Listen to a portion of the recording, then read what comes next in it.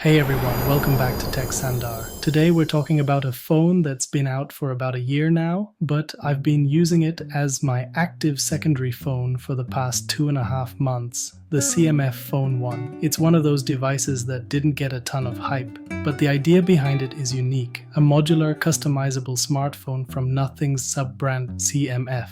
In this video, I'll break down everything you need to know. Design, modularity, performance, camera, battery, and what it's actually like to live with this phone every single day. So let's get into it. The design is easily the biggest talking point of this phone. Unlike most mid-range phones, the CMF Phone 1 actually lets you unscrew and remove the back panel. 4 small screws hold it in place, and once you take them out, you can swap the entire rear cover for another color, or even attach accessories like a kickstand, card holder, or strap using CMF's accessory point system. That gives the phone a cool, industrial, customizable vibe. But it also comes with a trade-off. Because the back can be physically removed, the phone is not very water resistant. There's no proper IP68 rating. It's closer to IP52, meaning it can handle light splashes at best, but you definitely don't want to get it wet or use it in heavy rain. The frame is made of polycarbonate, not metal, which keeps it light and affordable, but also makes it a little less premium to touch. Still, it feels solid, and the matte texture gives it a surprisingly nice grip. I've swapped the back covers a few times myself, and while it's fun, you can feel that with repeated screw-ins, the threads may loosen slightly. So while modularity is awesome, it's not built for constant swapping every week. Under the hood, the CMF Phone 1 packs more than you'd expect for the price. Here's the quick rundown. Display 6.67-inch AMOLED 1080 by 2400 FHD plus 120Hz refresh rate. Peak brightness up to 2000 nits. Processor MediaTek Dimensity 7300 4nm. RAM 6GB or 8GB LPDDR4X. Storage 128GB, UFS 2.2 plus microSD support up to 2TB. Rear camera 50 megapixel main plus 2 megapixel depth sensor. Front camera 16 megapixel. Battery 5000 mAh. Charging 33 watts wired USB-C. No wireless charging. The 120Hz AMOLED display is honestly one of its highlights. Smooth animations, punchy colors, and solid brightness.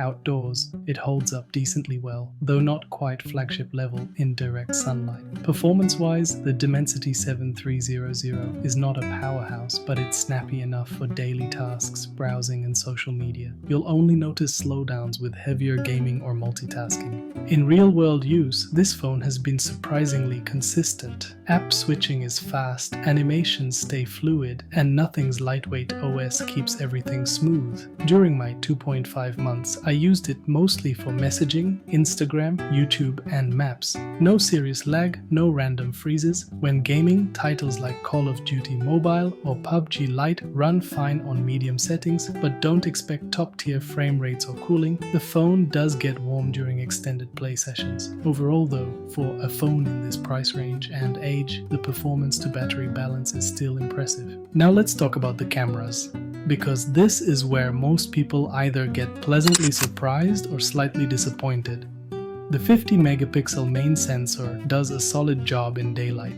Colors are vivid, HDR works decently, and focusing is quick, but in low light, you'll notice grain and softer detail. The small sensor size and lack of OIS, optical image stabilization, show their limits. There's also a 2 megapixel depth sensor, which honestly doesn't add much beyond portrait mode assistance. Video recording goes up to 4K at 30 frames per second, and the stabilization is okay. Not flagship smooth, but stable enough for casual shots or vlogs. The 16 megapixel front camera is great for selfies in daylight, but like the rear, struggles indoors. For my use as a secondary device, it's more than good enough for social media, but it's not going to replace a dedicated camera phone. One of this phone's strengths is battery life. The 5000 mAh cell easily lasts me a full day, sometimes even a day and a half with moderate use. On heavy days, camera, GPS, and streaming, I still end with 15 to 20% left. The 33-watt wired charging takes it from 0 to 100% in roughly 70 to 80 minutes. No wireless charging though, so you'll be using the cable every time. After a year on the market, battery health seems to hold up well. No drastic drop in capacity that I can notice. The CMF Phone 1 ships with Nothing OS 2.6 based on Android 14 and has since received updates to Nothing OS 3.2 with Android 15. I have to give credit to Nothing here. The OS feels incredibly light. It's clean, almost stock-like, with just a few signature touches such as the Nothing icons, widgets, and animations. There's minimal bloatware, and most system apps are fast and consistent. You can customize your home screen a bit, but not to pixel levels of depth. The only concern? Since CMF is a sub-brand, long-term update support may not last as long as Nothing's mainline phones. We'll probably get 2 major updates and a few security patches. Decent, but not exceptional.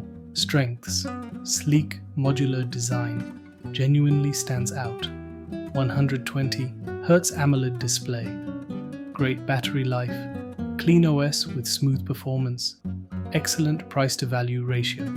Weaknesses: not very water resistant due to removable back. No wireless charging. Camera is just average in low light. Plastic frame feels less premium. Update support may end sooner than flagship's competitors. Around its price range, you'll find the likes of the Redmi Note 13 Pro, Realme 11 Pro Plus, and Samsung A15 5G. They may offer slightly better cameras or waterproofing, but none matches the CMF's modular personality. This phone makes the most sense for users who appreciate design and customization, students or creators looking for an affordable second device, people who just want something reliable and visually unique. It's not ideal for heavy gamers, mobile photographers, or anyone who needs strong waterproofing. Remember, because of those removable screws and backplate, water resistance is very limited. After a year on the market and 2.5 months of daily use, here's my verdict. The CMF Phone 1 still holds up surprisingly well. It's stylish, customizable, efficient, and reliable. A fun, everyday device that stands out in a sea of identical glass slabs. It's not a performance beast and it's not meant to be, but for what it costs, it's one of the most balanced, personality-driven phones you can still buy in 2025. If you enjoyed this review, drop a like, subscribe, and let me know in the comments. Would you still consider a modular phone in 2025, or are you sticking with the big brands? This is Alex from Tech Sandar, and I'll see you in the next one.